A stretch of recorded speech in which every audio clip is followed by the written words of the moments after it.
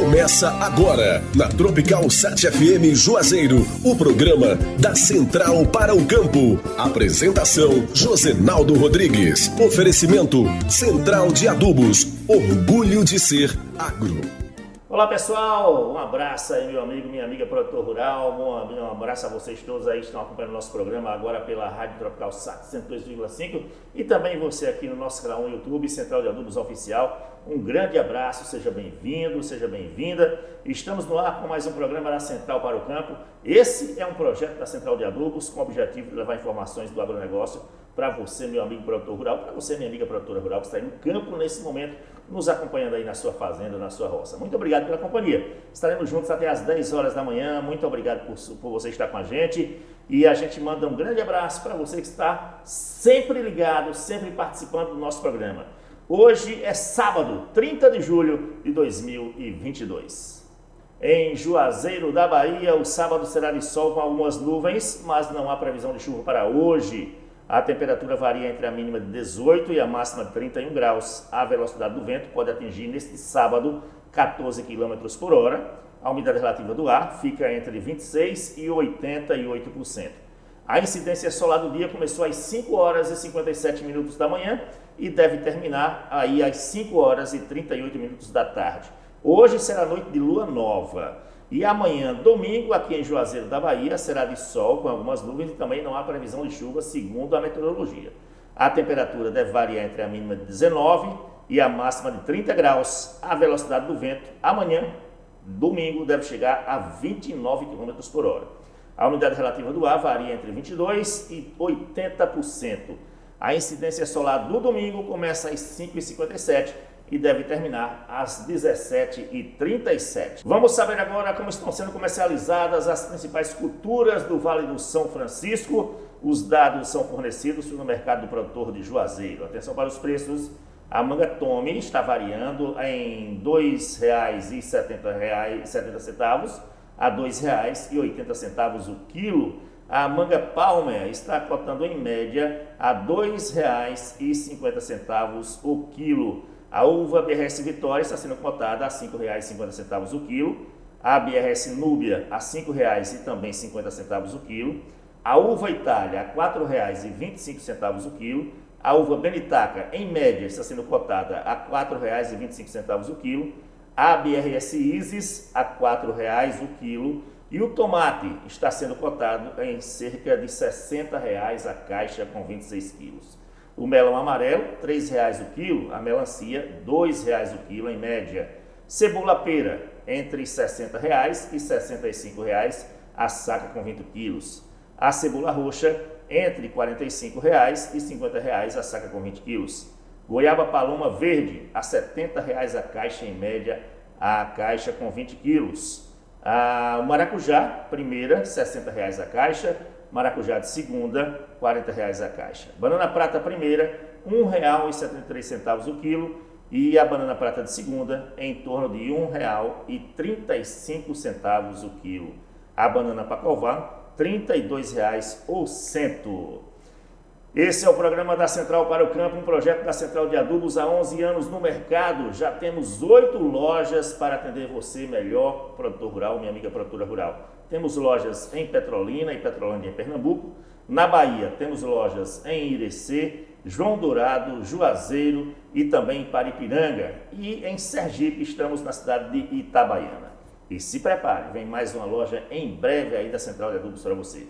Já são mais de 30 mil clientes atendidos pela maior do Nordeste. E você sabe, a maior do Nordeste é diferente das iguais. Nosso tema de hoje é controle fitossanitário da videira. Estamos aqui no estúdio, aqui com Paulo, representante da equipe Central de Adubos. Bem-vindo, Paulo. Obrigado pelo carinho, pela audiência e pela companhia de sempre essa semana. Você aí segurando as pontas da produção. Seja bem-vindo. Obrigado, meu amigo. Tenha um bom dia. Temos aqui também Alex Rodrigues. Obrigado pela presença, Alex. Obrigado, consultor em viticultura, o homem da uva, Alex Rodrigues. Obrigado, bom dia. Seja bem-vindo, viu? Obrigado. E temos também o professor doutor em entomologia, Carlos Henrique Nogueira, professor da UNEB, Universidade do Estado da Bahia. Bom dia, professor, bem-vindo. Bom dia, pessoal. Mais uma vez agradeço o convite aí. professor Carlos Henrique Nogueira, que está em Irecê, na Bahia. É isso, professor? Isso. Andando aqui um pouco e conhecendo um pouco mais sobre pragas da cebola, tomate.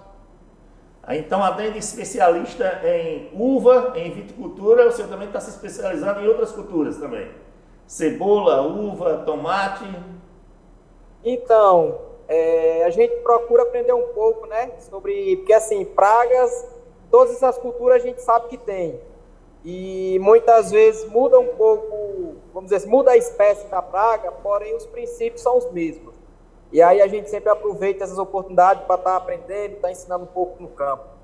Professor que não deixou de atender a gente, está trabalhando, está aí no veículo, vocês estão vendo, está participando via internet, mas está atendendo a equipe da Central de Adubos.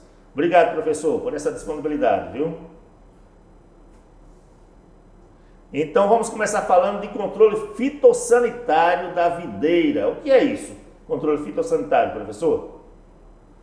Então, controle fitossanitário seria, de uma maneira bem prática, a gente está usando vários métodos visando o controle daquelas pragas, certo? E quando a gente fala assim, controlar, a gente não quer erradicar, a gente quer conviver com aquelas pragas. Então, quando a gente parte para então, o controle não quer dizer que não precisa erradicar as pragas para tirar uma colheita? Isso. O nosso conceito, né, de controle de praga não é erradicar, é conviver. Até porque erradicar, não vou dizer que é impossível, mas é bastante complicado, certo? Então, assim, esse conceito, né, de controle fitossanitário, muitas vezes a gente pensa que envolve somente o uso de defensivos agrícolas, mas não, envolve vários outros métodos que os produtores têm realizado na uva, na manga, tomate, né, visando conviver com essas pragas. Professor, e como é que a gente convive com essas pragas? Qual é o segredo? Qual é a receita? Para que elas não atrapalhem a nossa cultura, por exemplo. Não, vamos dizer assim, não existe uma receita, né, uma regra, mas uma coisa que eu bato forte na tecla é o seguinte: você quer conviver com a praga, então a primeira coisa que a gente tem que saber é conhecê-la, tá? Então, não só conhecer a título de identificação, mas conhecer o comportamento, conhecer horário de voo dessa praga, saber se de fato aquela praga ela gosta mais dessa variedade ou daquela. Enfim, para a gente conviver com uma praga, a gente precisa conhecer, certo? E aí você pergunta, como é que a gente faz para conhecer? A vivência do campo é fundamental, o pessoal que está no campo, os consultores estão no campo, eles estão tendo a vivência, né, com essas pragas. Então, eles têm muita informação que quando a gente vai buscar na literatura, a gente não encontra, entendeu? Porque não é toda praga que a gente consegue estudar, a gente pesquisador, mas uma ou outra a gente consegue realizar alguns tipos de trabalho de pesquisa e dessa maneira a gente vai juntando informação, de maneira que a gente conviva com ela. Então, assim, não existe uma regra, né, um segredo.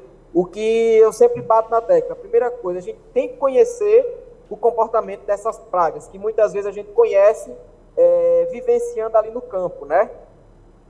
Ô professor, falando de produtores de uva do Vale do São Francisco, eles estão convivendo hoje com uma certa, não sei se é praga, eu sou leigo no assunto, me perdoe a ignorância se não for praga, mas eles estão convivendo agora devido ao tempo mais frio, mais chuvoso, com mais garoa, uma certa quantidade de míldio e oídio. Isso é praga? É possível conviver com isso? Olha, segundo o conceito da ONU, isso também é considerado uma praga, certo? Sim. Porque assim, o que seria de fato uma praga?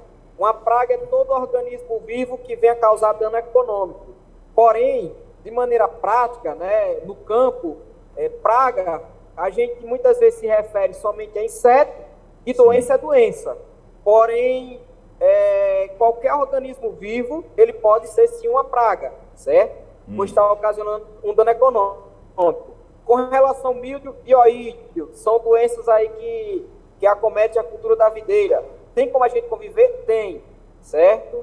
Então, sendo bem direto assim, é um manejo, é uma convivência que vai envolver desde vamos dizer assim, a nutrição da planta, né, a seleção da sua variedade, a nutrição da planta, até o uso de um defensivo. Então, a gente não pode ter só aquela ideia de que, para mim conviver, eu tenho que estar aplicando somente o fungicida sintético, natural. Não, envolve vários outros fatores. Então, o Alexandre aí tem muito mais capital para estar falando sobre o tema. Ele sabe que tem variedades e, às vezes, o que melhora na convivência ali com o milho é você deixar uma ventilação maior na área. Não é isso, Alexandre? Tem variedades que você, com essa prática, você consegue desfavorecer o milho, né? Mas são duas doenças que tem como conviver, sim. Porém, a gente não pode vacilar, não pode esperar que elas apertem o calo, não. E é possível, então, tirar uma safra de uva convivendo com o mídio e com o oídio? É possível, tá? E aí, pode até parecer, assim, muito... tem produtor que eu conheço que conseguiu tirar milho, convivendo com milho e com oídio, usando os mesmos produtos que outros produtores perderam, porém a diferença desse produtor era o quê? Que todo dia ele estava entrando na área para fazer uma pulverização. Aí você pergunta, é muito? Não, ou ele faz isso ou ele perde. E na agricultura a gente não pode pensar em perder, não. A gente tem que estar sempre um passo à frente das pragas de um modo geral. Até porque perder na agricultura é perder dinheiro, jogar dinheiro no mato, né? Exatamente, ninguém quer perder dinheiro, nem tempo, quanto mais dinheiro, nem né? tem como perder numa altura dessa, né? Não tem. E o produtor, ele tá certo, ele tem que fazer aquilo ali para tirar o sustento dele. E a gente pensa no sustento dele, porém ele está ali gerando vários empregos. Exato. Então, caso ele não consiga tirar, isso aí pode afetar diretamente ali a economia daquela região, daquela localidade. Né? Quantos empregos diretos um produtor está criando, né? Está gerando ali. Então, quando a gente pensa assim, um produtor não pode perder, a gente não está falando de deixar de lucrar, deixar de ganhar isso aqui, não. A gente tem que pensar no contexto geral. Então, é possível conviver com milho, com oídio? Porém, muitas vezes vai exigir que o produtor ele tome algumas atitudes ali voltadas para o manejo fitossanitário que até então ele não vinha fazendo. Entendeu? Então, eu conheço produtores aí que perderam por conta de milho, que faziam uma aplicação hoje, depois daqui a 2 dias, 3 dias, e depois, quando foram ver, já era tarde. E teve outros produtores que teve que tomar uma intervenção todo dia, e esses conseguiram tirar sua safra. Até porque é uma cadeia que depende do produtor rural, não é só ele que depende do que ele está plantando, né? Exato. Ele, é o trabalhador que está com ele, é a família dele, a esposa, os filhos. É todo um processo, né? É a gente. É a gente também, né?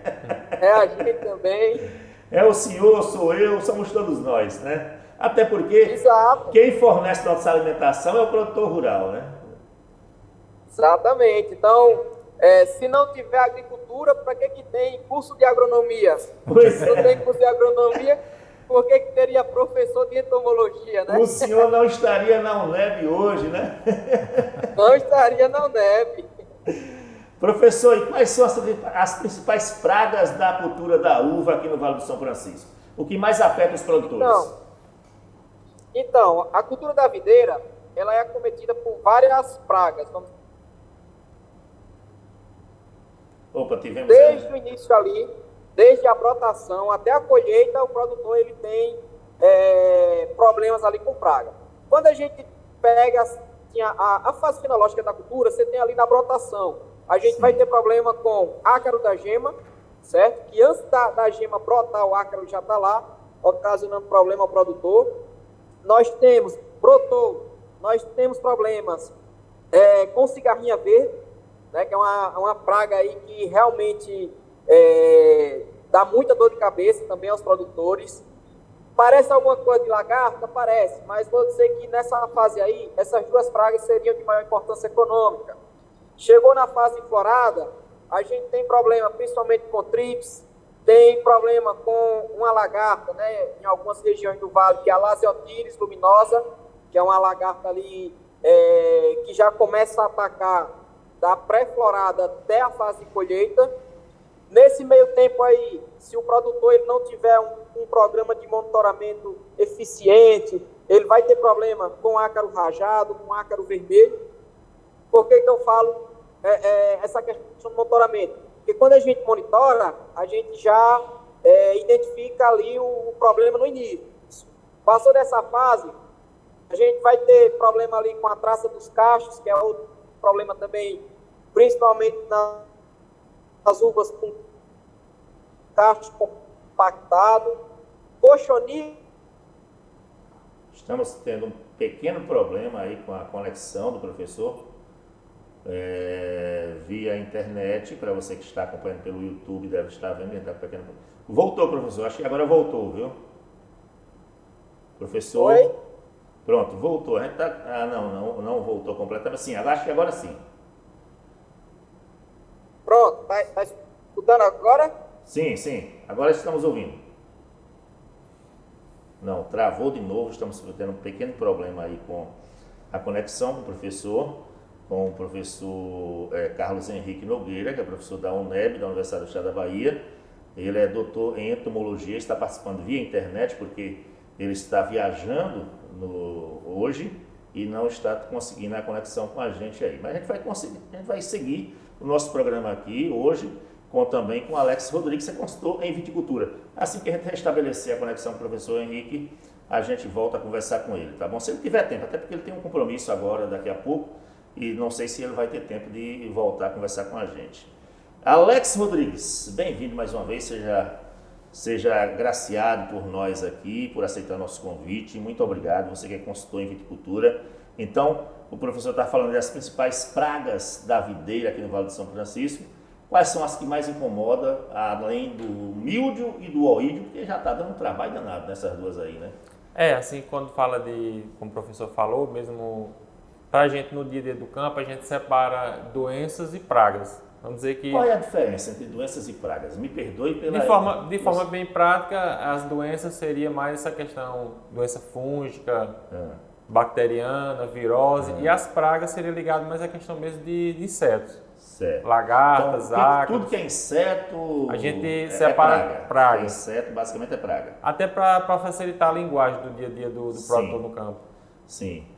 Então, assim, o que é de inseto é praga, o que não é inseto é doença. Isso, o que é fungo, o que é bactéria, e a gente... E aí eu vou fazer a minha pergunta que eu fiz para o professor. Ele já disse que é possível viver com as pragas, conviver com as pragas até tirar uma colheita, por exemplo. Com a doença também é? Com a doença, a gente costuma tratar de forma preventiva. Fica difícil a gente conseguir manter uma certa quantidade de doença na área para não ter o controle, porque dependendo da condição climática, ela pode avançar rápida, causando muitos danos econômicos na safra vigente e na seguinte, porque prejudica também a planta para a próxima safra. Então, doença a gente trata de forma preventiva. A gente costuma dizer no campo que a gente trabalha para não ver ela. Porque, dependendo da doença, um míldio, um oídio, uma ferrugem, a glomerela que é mais recente, ela aparece dependendo da condição climática. Certo. A doença. A doença. Não é que a gente vai tratar aquela doença o ano todo. Esse período úmido agora que a gente está teoricamente saindo, né? Era para estar saindo, mas a gente ainda está. Então a gente pode... A gente ainda está porque esse ano está estranho. Começou. Na verdade, começou o ano passado. Tá bem ativo. Começou esse negócio meio estranho de chuva, de garoa, no ano passado, no final de outubro. Começou em novembro, a gente entrou em dezembro e já vem metade do semestre, já agora de 2022, a gente com esse negócio. Chove, para, garoa, e a uva e chuva não combinam. É, né? Bem sensível. Então, míldio ainda está tendo que ter condição climática. Então, o que a gente faz? A gente está tratando de forma preventiva, que pode ser alternando químicos com biológicos. Aí a gente tem um oídio, que teoricamente era mais para o período mais frio, tipo junho, maio, começo de julho, mas a gente tem problema o ano todo, então a gente previne o ano todo. Sim. Mas míldio a gente previne no período úmido. Certo. Ferrugem, período úmido. E glomerela também no período úmido. Então são doenças, mesmo a praga, como o professor falando, a gente podendo conviver. Que aparece lá uma lagarta pequenininha, não é que eu vou sair pulverizando tudo, que às vezes tem uma praga, uma lagartazinha. Aí dá para conviver com nível baixo, né? Através do monitoramento. Certo. Agora, já o caso da doença, por a gente não ter essa certeza de condição climática, a gente trabalha de forma preventiva. A gente trabalha para não ver ela. Pronto, a doença é possível prevenir, né? Você Sim. disse que trabalha com prevenção. E a praga, a gente pode prevenir? A praga é mais. A gente pode pensar em prevenir, mas não seria o mais ideal. Por quê? Porque você vai estar jogando uma quantidade de defensivos, a questão do Vai perder dinheiro. digamos segurança assim. alimentar, você vai estar perdendo dinheiro. Então, o ideal é a gente monitorar. Monitorar. Porque assim, se aparecer o primeiro ácaro lá, já tem uma condição. Então você já Certo. entra. Pelo menos a gente tem trabalhado dessa forma. E qual é a importância dessa monitoração? A importância é você descobrir, como o professor falou agora há pouco, o início do problema. Se uma praga você espera encontrar as primeiras na área, os primeiros insetos na área, os primeiros ácaros, então se você achar no início, pouquinho, você consegue ter um controle melhor. Se não tem esse monitoramento e você só vai perceber quando já está tendo uma queda de folha, quando está tendo um amarelecimento, então mesmo com controle, você vai ter um dano fisiológico na planta. Então, o ideal é que o dono fique todos os dias dentro da plantação, olhando o que está acontecendo com a sua cultura. A gente costuma dizer que quem não gosta da roça, está dentro da área de uva, não sabe deve fazer plantar, produto, não. né? Não deve plantar. Porque é muito. Às vezes você anda um dia na área, não encontra problema nenhum, no outro dia já Certo. tem. Meu pai diz assim, meu pai costuma dizer assim, que o olho do dono é quem engorda o boi, né? Assim, no caso da Ou uva, seja, precisa você estar dentro do negócio, estar dentro da cultura, da sua plantação, olhando o que está acontecendo, para você identificar problemas como esse aí, né? sim. Se uma praga está chegando e ele está lá dentro e vê logo quando está no início, é mais fácil de controlar, não é? Sim, porque como eu falei, não dá para ficar jogando indiscriminadamente produto sem ver a praga, porque também não vai resolver. E também não dá para controlar quando ela já estiver instalada na área, né? Essas pragas que nós temos aqui, elas costumam atacar em que estágio da planta? Tem algum estágio, por exemplo, floração? Quais são as que mais atacam no período da floração? Então, aí dentro do ciclo fenológico, cada fase, Dentro do ciclo o quê? dentro do ciclo do desenvolvimento da planta, Certo. que a gente chama de ciclo fenológico, Certo. das fases da planta de desenvolvimento. Podou, 0 dias, dependendo da variedade, colhendo 100, Terminou 120 a dias. safra, você vai fazer a poda, né? Terminou a safra, a gente tem um período de Período de repouso, repouso. que a planta acumula carboidrato, Certo. Nesse período, tem algum problema de praga atacar? Nesse Já período de começa a repouso? ter. Já começa a ter. Já no começa a repouso, ter. No repouso. No repouso já pode ter uma cochonilha, que a gente está tendo índices altos agora de ataque nas áreas. No período de repouso já tem, que é um inseto sugador. Certo. Aí pode ter ácaros também, vermelhos, rajados. Porque todas essas pragas, vamos dizer assim, falando de forma bem grosseira, elas vão lá para se alimentar. Então elas vão se alimentar dos açúcares da planta, dos carboidratos da planta. Então a partir do momento que ela tira esse alimento, essa energia da planta, Sim. vai faltar energia para produzir. Para produzir. Então tem que ser Aí vem o controlado. repouso, depois do repouso vem a poda. Sim, aí dependendo como eu falei, repouso, aí poda, é ácaro da gema, que fica dentro da gema. Aí brotou, aí já pode ter alguma lagarta. Na fase de florada tem um trips, que ele danifica o fruto. Aí já entra depois na fase de cacho, já vai ter uma traça dos cachos. Aí já começa ácaros também, rajado, vermelho, branco. Então, durante todo o período, até na fase de colheita também, pode ter lá, já tem a mosca da fruta.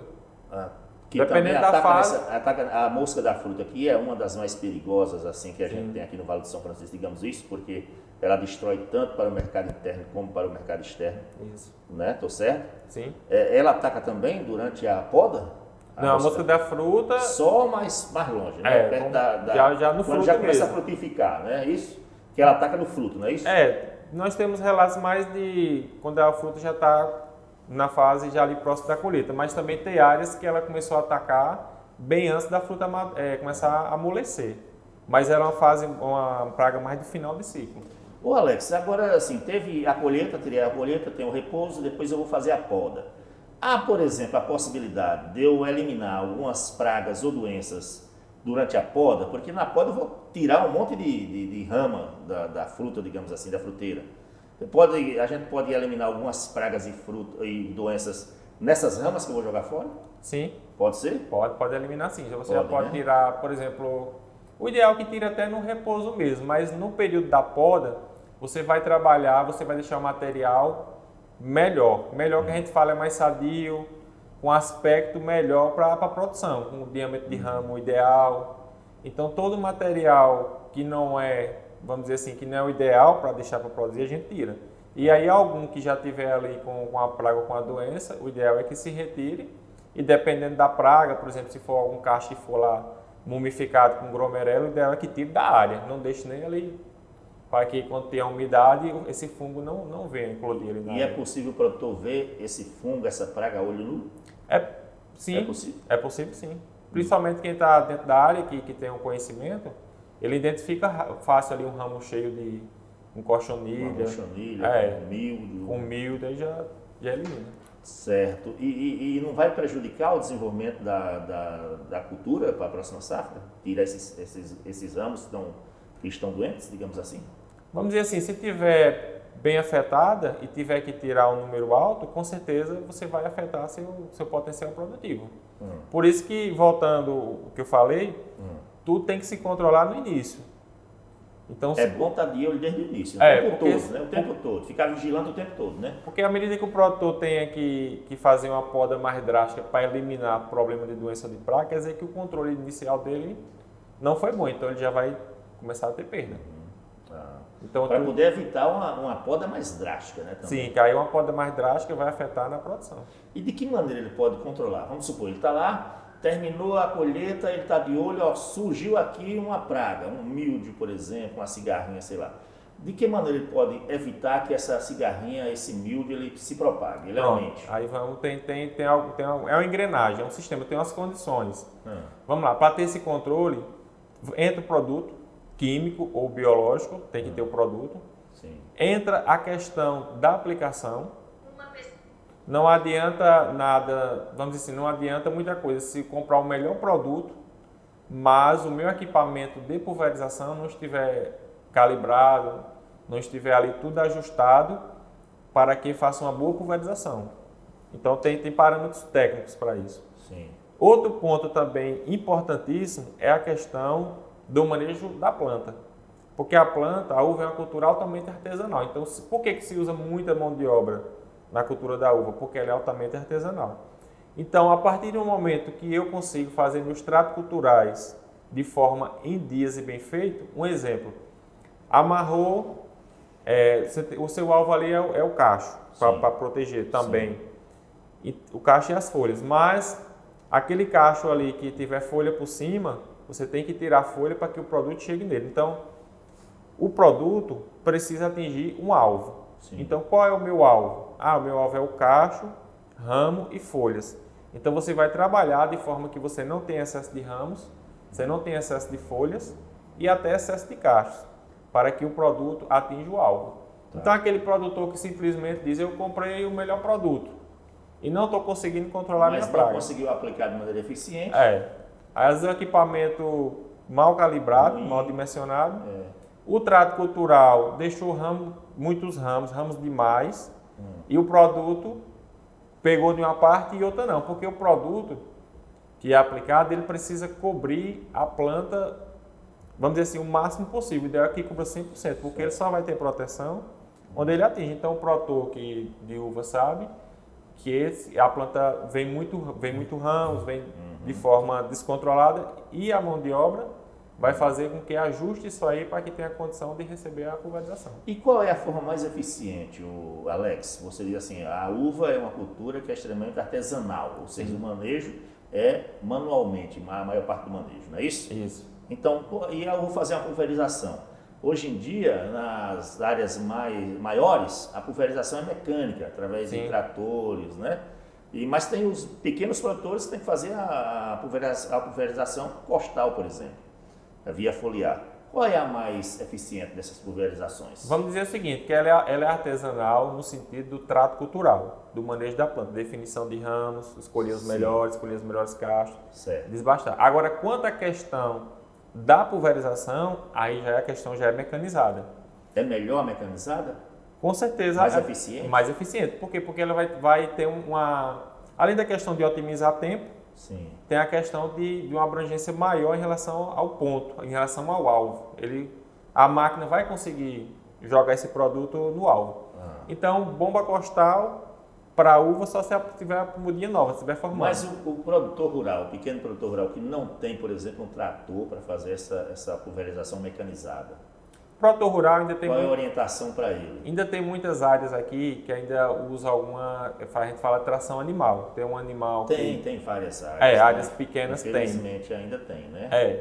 Dá para ir levando, mas numa condição mais difícil, ele fica mais para trás. Aí tem também essa questão, porque também aqui no Vale, como tem muitas áreas integradas, tem a questão também de muitas vezes alugar um trator, pagar uma hora. Às vezes não tem o equipamento, você pode pagar uma hora e alguém vai lá e fazer a pulverização. É melhor ele fazer esse aluguel do que no ele período fazer, mais crítico, do que ele sim. fazer uma pulverização costal? É melhor? Não, no caso da costal não vai funcionar. Não vai funcionar. Só se for uma plantinha No pequena. caso da costal, é melhor ele aplicar antes da poda ou depois da poda? No caso de uma área em produção, a costal só vai funcionar se a planta estiver no início da brotação. Está com os brotinhos pequenos, então ele consegue e áreas pequenas também. Atingir um leque maior. Mas a planta começou a enfolhar, aí já não vai ter mais o alcance, então já não serve. Ele vai aplicar produto que não vai ter eficácia. A costal até serve, no caso, se for só um produto aplicado diretamente no cacho. O banho de cacho que a gente fala. Tem alguma coisa que você quer fazer, um oídio está de forma agressiva, você está pulverizando, mas eu quero fazer um reforço, vou fazer só no cacho. Certo. Aí a costal vai lá, Ela só no cacho. é direcional, na verdade. Só pro cacho. Direcional. Porque o alvo é mais fácil. Né? Alex, nós temos aqui perguntas de alguns produtores. Paulo vai me ajudar aqui. Eles perguntam sobre essa questão do manejo fitossanitário na videira. E, claro, o professor Carlos Henrique, infelizmente, não retornou, ficou sem conexão com a gente. Então, você pode responder, né? Vamos tentar. Vamos ouvir, Paulo? Vai, A gente se ajuda, aí. né? Me ajuda aí, Paulão. Coloca aí pra gente aí, então, as perguntas dos nossos produtores rurais que mandaram pra gente. É um quadro chamado Da Central para o Campo, que é um quadro Central Responde. Na verdade, o nome do quadro é Central Responde. Os produtores nos mandam perguntas, a gente coloca aqui para os convidados. E os convidados, óbvio, podem responder às indagações dos nossos ouvintes. Vamos ouvir então, Paulo. Olá pessoal, meu nome é Roberto Santana, sou produtor aqui no Projeto Salitre e gostaria de saber de vocês qual o melhor manejo para o controle de cigarrinha. Roberto Pereira Santana, do Vale do Salitre, em Juazeiro. Responde Paulo Vitor, da FMC. Olá, Roberto. Existem várias estratégias para se controlar pragas na cultura da uva, dentre elas cigarrinhas. E uma das estratégias é a gente buscar cada vez mais o equilíbrio fisiológico da planta, é a gente buscar o equilíbrio nutricional e também a utilização de alguns produtos, alguns grupos químicos que têm modos de ação que auxiliam no controle da cigarrinha. Apesar da FMC não ter um produto registrado para o controle da cigarrinha na cultura da uva, a gente tem o Tausta, que faz parte do grupo dos piretroides, que tem ação em cigarrinha e em algumas outras culturas. Obrigado, Paulão. Bom final de semana para você. Obrigado pela participação. Vamos seguindo aqui então com o nosso programa aqui da Central para o Campo, no YouTube da Central, Central de Adubos Oficial, e também na Tropical Sat 102,5, voltando aqui com meu amigo Paulo, que está chegando na equipe da Central de Adubos. Bem-vindo, Paulo. Primeiro programa aqui na sua produção. Parabéns, viu, pelo trabalho. Isso, obrigado, meu amigo. Estamos aqui para levar conhecimento, para o produtor e, na medida do possível, a gente atender às expectativas. Né? Nós já estamos com quase um ano de programa aqui na Rádio Tropical Sat e também no YouTube, e sucesso. O produtor tem aprovado nossa produção. Seja bem-vindo à equipe, tá bom? Obrigado, meu amigo. Alex, falamos muito de pragas, né? Isso. Na uva. E as doenças? A gente já tinha comentado que a gente está vivendo um período atípico, Sim. né? Mais frio, mais chuvoso, que a gente não tinha visto há muito tempo aqui na região. Isso também implica em mais doenças para a videira? A gente já tem, vamos dizer assim, as mais conhecidas é o míldio e oídio. E olha, parece uma Parece uma pedra no dupla. sapato dos produtores, viu? Porque todo produtor que vem aqui reclama, né, dessas duas. Essas aí são as mais antigas e mais conhecidas. Aí, vamos dizer que o intermediário é o ferrugem, Sim. que apareceu não tem muito tempo. E agora, que está tirando o sono de muita gente, é a glomerela, que é a podridão da uva madura. Então, glomerela, nome até um pouco difícil. Então, nome difícil e feio, glomerela. Essas 4 aí, junto com a bactéria e algumas variedades, né? Não são todas as variedades são susceptíveis, elas vamos dizer que essas 4 são as que causam maior dano, no geral. Sei. E a glomerela, o que ela afeta diretamente na uva? O que ela faz? Ela afeta justamente o trabalho final, que é o fruto. E o fruto maduro. Apodrece o fruto. Enquanto uma variedade, por exemplo, como a Vitória, como ela tem um teor de açúcar mais alto, o fungo acaba atacando mais ela, por ter um teor maior de açúcar. Então é um fungo que ele ataca ali no final do ciclo. O produtor vai ver ele ali, quando na área quando não é feito um bom controle de forma preventiva, ele vai atacar a uva madura. O que é que isso vai causar? Vai causar dano econômico, porque se pegar muito vai perder o cacho todo. Se pegar algumas bagas, vai ter que ter esse custo para limpar esse fruto antes de colher.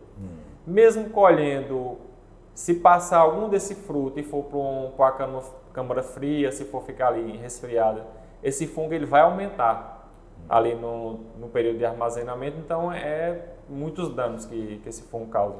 E você me falou antes das perguntas aí dos produtores que a doença é melhor trabalhar com a prevenção. Sim. Como é que o produtor pode se prevenir dessa glomerela? Então, o produtor é uma doença causada por condição climática, deixar claro, por conta dessa chuva, dessa umidade constante. Não é uma doença de período seco, então é esse período que a gente está vivendo agora. Então, é feito o controle de forma preventiva, já ali a partir da florada.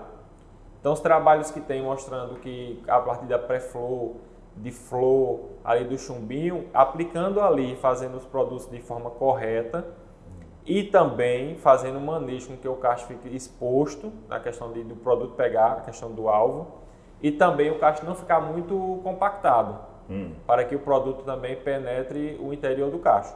Então, a prevenção é feita aí, nessas fases. Porque se o fungo entrar aí, ele vai aparecer quando o fruto estiver ali nessa fase de final do ar, que está com brisa. Alex, fica mais difícil prevenir doenças como a glomerela se você não tiver ali a cultura da plastificação da uva. Hoje em dia está se batendo muito na plastificação da uva, né? Que é cobrir o parreiral com aquela espécie de lona para evitar que a chuva ataque diretamente o fruto, né? Fica mais difícil prevenir se você não tiver essa proteção. A questão do plástico, a gente trabalha já há algum tempo já com plástico ali como forma de só o guarda-chuva. A fruta está pronta, a gente vem com um tipo de plástico que a gente cobre para não ter problema de rachamento, dependendo da variedade, e também para ela ficar ali de forma que até no dia de colher, se chover, não tem problema. Então tem esse tipo de plástico. Esse plástico, ele não pode ser usado a safra toda, porque ele esquenta muito, queima a folha. Quando vem o solzão, hein? Acabou a garoa, acabou a chuva, aí vem o solzão, mantém o plástico? Então, aí esse plástico não, com esse material. Agora já há um tipo de plástico que está sendo trabalhado que pode ficar o ciclo todo. Porém, até aqui mesmo para nossa região? Podou já pode colocar, porém, principalmente eu trabalho com muitos pequenos produtores, áreas de 15 hectares abaixo. Certo. É uma ferramenta boa, mas que ainda é um custo muito alto, porque tem que fazer uma estrutura da latada e comprar esse plástico para colocar na poda e tirar só na colheita. Então aí teoricamente não vai ter problema, porque não vai ter molhamento. Eu falo teoricamente porque doenças são imprevisíveis, mas não vai ter problema. Só que ainda é uma ferramenta que eu vou dizer que não é acessível ainda para os pequenos produtores. Então tem que partir para esse outro. Sai muito caro cobrir 15 hectares. Você trabalha com gente mais ou menos de 15 hectares, produtores rurais. Sai muito caro cobrir 15 hectares hoje? Eu tenho área, sou produtor também, eu tenho plástico para cobrir no final. Esse plástico aí, que eu tenho, que é o plástico de Raffia, só como guarda-chuva, ali pro final, o último que a gente comprou foi em torno de R$50 mil o hectare. Tem 15, multiplica por 50, rapaz, vai dar um dinheirinho. Só que esse plástico, só que esse outro que fica a safra toda. Plástico que você falou? Raffia. O material dele. E qual é a diferença? Esse outro plástico, se não me engano, é polietileno, né? Esse que fica a safra toda. Tem um de polietileno que pode ficar a safra toda, porém, se fala-se hoje, eu não pesquisei a fundo, mas se fala hoje em torno de R$100 mil por hectare para você botar uma cobertura 100 mil por da hectare? poda, cobertura com estrutura da latada, da poda até a colheita. Então não é, Meu Jesus. então não é uma realidade ainda para 100 mil por hectare. Cara, se ele tiver passar a 15 fatura tá se ele coberta. tiver 15 hectares, é 1.500.000, né? Só de plástico para cobrir. É caro, viu, velho? Então, diz assim, hoje ainda não é uma realidade a maioria dos produtores, principalmente os pequenos do vale, né? Mas é uma saída se tiver chuva. Aí né? seria o ideal, Seria ideal. você cobrir sua planta. E dá retorno, Alex? Vamos supor, tenho 15 hectares. Vou gastar R$1.500.000 só com plástico. Dá retorno? Se continuar esse A gente período... consegue ganhar dinheiro com mais esse gasto? Então, eu tô falando... Não sei se é gasto ou investimento, não sei. Eu tô falando agora como produtor, né? Também. Você Então, como produtor, vale a pena? se falar em questão de se continuar esse período chuvoso, que a gente acredita que seja atípico, né, para a região, daria um retorno sim. Porém, a gente trabalha hoje com variedades, tipo uma Vitória, que ela não necessariamente precisa ter essa cobertura para você colher. Você vai ter problemas. A Vitória não tem muito problema com chuva, não? Não, tem. Só que você consegue, se você fizer os controles preventivos, você consegue colher. Outra solução que a gente também tem feito é podar de formas parceladas. Porque uma chuva, quando ela prejudica uma uva, ela prejudica algumas fases específicas. Uma flor, uma colheita. Uma doença, quando vem, geralmente, se falando de uma Vitória, geralmente ela vem mais forte nas fases novas. Então, o produtor, ele não vai ter fases novas, a área dele toda só numa fase nova. Então, ele fica essa questão também de podar parcelada para ter várias fases na área dele. É por isso que o manejo é importante, né? Baseado no manejo aí nos tratos culturais, você consegue amenizar esse impacto que é causado por esse período chuvoso. Na verdade, esse ano teve uma condição muito atípica, que foi o volume de chuva. Portanto, o ambiente ficou muito favorável para o ataque da glomerela, né? Vamos dizer assim, que é o nome da doença. Sim. Então, assim, foi uma condição atípica que teve esse ano, e manejando de uma maneira correta, como o Alexandre falou, tratamento preventivo. tem como você amenizar esse impacto sem ter que fazer um investimento tão alto, essa cobertura. Né, como essa cobertura. A glomerela atacou mais esse ano por conta desse período chuvoso? Há relatos do ano passado já, muitas áreas. Certo. Eu, particularmente, nas áreas que eu assisto, eu vim ver esse ano. Agora, eu não tinha aparecido no ano passado, mas já tem áreas que já tinha. Então, há uma tendência, se continuar chovendo, porque é um fungo que ele fica instalado de uma safra para outra ali. Aumenta a fonte de inóculo, né, que a gente chama de fonte de inóculo. Há uma tendência que se aumente se continuar vindo todo ano essas chuvas como veio esse ano. Então, hoje, quais seriam as maiores preocupações dos produtores rurais? A glomerela, o oídio e o míldio? Na verdade, Nesse ano?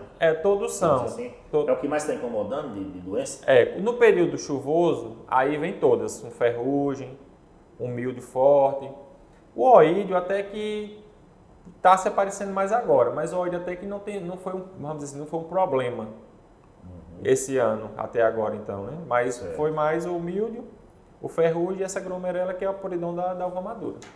Geralmente, no primeiro semestre se trabalha mais a questão de doenças, né? Isso. E aí, segundo semestre, se dá uma atenção maior à questão de pragas, que aí elas atacam mais por conta da condição climática. Com exceção do oídio, que às vezes o oídio ele consegue se consegue estender. o ano todo. ano Como ele tá. todo, né? Antes a gente não via oídio isso. depende de clima, então ele pode ir na área mais quando estiver mais quente, pode ir também quando agora está mais um clima, uma temperatura menor, ele independe disso. No vale a gente pode encontrar o oídio o ano todo. Então, você vai para uma literatura, fala que período mais frio, mais seco, um frio e seco ali. Onde você tem definição de estações, ele é mais regular, mas aqui a gente não tem essa definição. Aqui a gente tem o ano todo. Então formada. ele entra sem avisar, não tem como, né? Então também a gente já mantém nosso controle o ano todo, preventivo. Certo. A doença não é como uma praga que você vai ficar monitorando para aplicar, não. A doença você já vem fazendo. Ô Alex, indica aí para os produtores, se você puder, por favor, quais são as principais ferramentas de controle químico dessas pragas aí? Né? Ó, vamos dizer, uma que a gente particularmente teve grande sucesso, vamos falar por parte, o míldio. A questão do manejo da copa, o produtor sabe que tem que ter uma planta arejada e com as atividades em dias. Outra coisa, período que a doença está pegando é pulverização diária. Sim. Então, se pulveriza um dia, pula outro e tem condição, no outro dia já pode ser tarde. Então, a questão da pulverização diária para o míldio, além da questão do manejo cultural. O oídio, eu tenho feito dia sim, dia não, nesse período, então, vamos dizer assim, mais crítico, resolve. Certo. A questão... Dia sim, dia não? É, o oídio. É mesmo? É. No período... Pulverização foliar? Isso, pulverização. Ali, só que a fase mais crítica é nas fases mais novas do ramo. Então, ali da brotação até o chumbinho é que tem uma intensificação maior. Para que depois do chumbinho, da fase de raleio, porque essas doenças elas entram no início. Sim. Já é comprovado que ela não... apareceu no raleio, mas ela já entrou lá para trás. Então, o nosso controle... Você não viu, mas ela estava lá. Porque o nosso controle é inicial. Então, nesse período inicial, se a condição climática estiver favorável, há ali uma grande quantidade de intervenção, seja com produto químico ou com biológico. Certo. Vamos falar a questão da glomerela. Tem até um fato interessante, que a gente estava recomendando um programa para os produtores, para a glomerela. Dentro desse tem um produto, tem lá um ativo chamado Metiran com piraclostrobina. É 2 ativos. Então, esse ativo, a gente vinha fazendo um controle, vamos dizer que ali da pré-flor até a fase de chumbinho. Então, as áreas que fizeram, elas seguraram bem a glomerela. Teve um produtor que a gente recomendou esse tratamento e ele não fez. Na área dele apareceu muita glomerela. Então, eu consegui relacionar que esse produto é importante. Só ele não. Aí entra os difeconazole, os triazóis. Aí entra também um clorotalonil. É a questão do manejo integrado, que o pessoal tanto fala, é isso? Seria um manejo integrado? É um manejo integrado no sentido de você ter que ter um trato cultural, você ter que ter uma ferramenta boa, de você ter no produto químico, um manejo biológico. Chegar na hora certa. Rotacionar princípios ativos, né? Fazer o quê? Rotacionar princípios Rotacionar. ativos. Isso. O que é rotacionar? Você alternar. Na verdade, você usa um princípio ativo e aí em seguida, na outra semana ou no outro dia, usa um outro princípio ativo que tem mecanismos de ação diferentes. Então, por que essa rotação? É verdade. É importante. Dizem que a praga ou a doença, ela se acostuma com determinado... Cria resistência. Cria resistência com determinado produto. É verdade isso? Isso. É porque, então essa importância na verdade, da rotação seria para combater essa resistência. Então, e ter uma efetividade bem maior, porque quando você faz uma aplicação, todos os organismos que estão ali, eles não são erradicados, né? Então, como o professor Carlos falou a respeito de insetos, da mesma forma acontece com alguns micro-organismos. Você não vai controlar tudo, então os que sobreviverem, como eles se multiplicam de maneira mais rápida, os descendentes dele com certeza vão ser resistentes àquela substância que você aplicou. Então, assim, rotacionar é importante justamente para poder ser mais efetivo, né? E eliminar aquela fonte de inóculo. É girar, fazer o giro, né? Isso. Por exemplo, a gente come fora de casa, hoje a gente come nesse restaurante, no próximo a gente vai para outro restaurante para não se acostumar com aquela comida, né? Então é bom deixar que a praga, a doença também não se acostume com essa comida, né? E reforçando, é importantíssimo para o produtor manter o arejamento, o trato cultural dele bem feito em dia, porque o produto precisa atingir o alvo. Pode ser o melhor produto. Se o trato não estiver bem feito para não atingir o alvo, não vai ter que precisa. Não vai ter uma eficácia, né? Não vai ter eficácia. E até a nível de campo, a gente encontra muito isso. Eu mesmo já vi numa área que o pessoal fazendo desfolha e numa fila um funcionário, na outra fila outro. Foi feita a aplicação para míldio e aí você notava bem que assim, onde estava o cacho desprotegido, vamos dizer que sem a folha, a aplicação foi bem efetiva, teve o controle do míldio. Na outra área, na outra fila, onde o rapaz não tirou direito não fez a desfolha de maneira correta, né, não desprotegeu a florada para aplicação do Ah. produto Não deu perdeu, certo. perdeu todos os Perdeu os cachos. cachos. Era impressionante. Você viu todos os cachos sadios em uma fila, na outra fila o miúdo tinha eliminado os cachos. Então, assim, Passou o rodo, digamos assim. com certeza Mesma aplicação, mesmo produto, mesmo dia. Qual foi a diferença? O trato cultural. o trato cultural. Que é importantíssimo frisar esse ponto, porque, como eu falei, às vezes o pessoal foca só no produto. Tem que ter, mas é o manejo. Alex Rodrigues, consultor em viticultura, na cultura da uva, muito obrigado por sua presença aqui no nosso programa, viu? Foi um prazer recebê-lo, viu? Eu que agradeço pela oportunidade de estar aqui com vocês, com a Central, difundindo esse conhecimento e compartilhando, né? Para que o Vale, eu entendo que o Vale é forte porque o Vale busca conhecimento. E isso que nos leva a ter o sucesso na nossa cultura. Tá certo. Paulão, obrigado, viu, por sua presença aqui. Obrigado, Primeiro eu, programa, né? Espero que seja o primeiro de uma série de programas da gente Com junto aqui. certeza, estamos à disposição, né? Quero também agradecer a Alex porque se prontificou, né, a estar aqui, passando o conhecimento dele, que é de fundamental importância para o Vale e para o crescimento da agricultura aqui. Agradecer também ao professor Carlos, né, que Isso. mesmo em deslocamento, né, fez questão de Se de dispôs a passar participar. um pouco do conhecimento dele aqui pra gente. Aham. E estamos aí, a gente está no campo, o amigo agricultor pode entrar em contato com a Central de Adubos, que a gente está à disposição para atender da melhor forma possível. Valeu. Professor Carlos Henrique Nogueira, professor da Universidade do Estado da Bahia, UNEB, obrigado.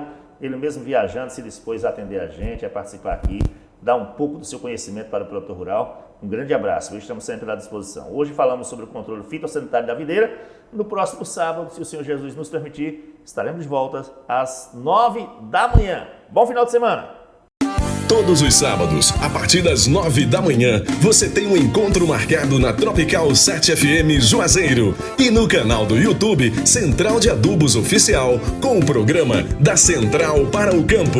Em pauta, campeões de produtividade, previsão do tempo, entrevista central, agenda do agro, momento da cotação, parceria de resultados e a sua participação pelo WhatsApp 74999710743. Da Central para o Campo. Apresentação Josenaldo Rodrigues. Oferecimento Central de Adubos. Orgulho de ser agro.